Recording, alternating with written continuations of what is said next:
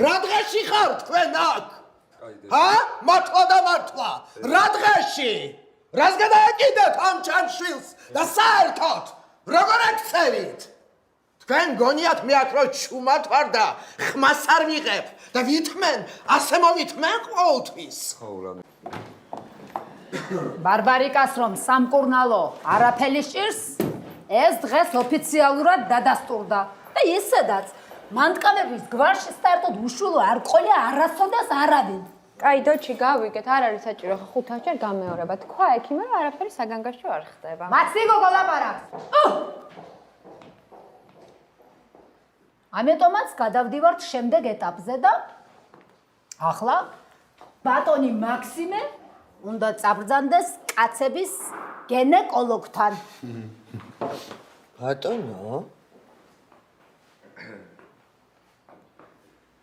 რა თქვი შენ დოჩი?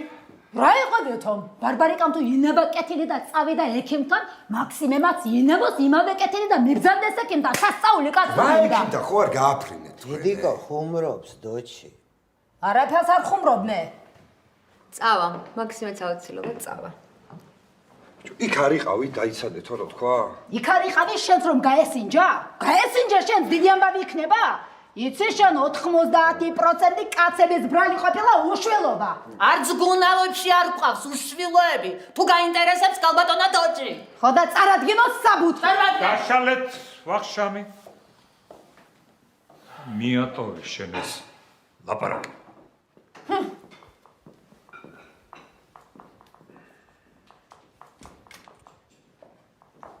კი, მაგრამ ვერ გავიგე რატო არ უნდა ამბეც ექიმთან წასვლა, ა?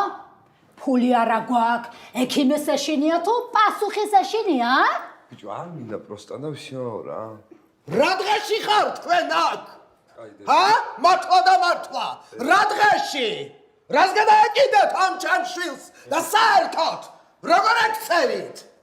თქვენ გონიათ მე აქ რო ჩუმად ვარ და ხმას არ ვიღებ და ვითმენ, ასე მოვითმენ ყოველთვის. ხო, რა მინდა რა. არავინ გაბედოთ, ჩემი შვილის ძალით საყვანა.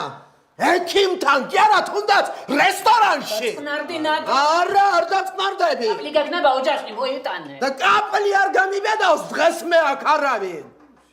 და კიდო ისე ნუ იქცევით თითქოს ჩვენ გვინდოდა ძალიან ეს თქვენი ბარბარიკა ზლა და თქვენ არაფერი არ გაგიკეთებიათ რომ ეს ჩემი დედის სერთა ანგელოზივით შავი ბრილიანტი ბიჭი ჩაგეგდოთ ხელში. დედა ეგერ ნატრული, ეს შენი საკუთარი ბრილიანტი გეძახის და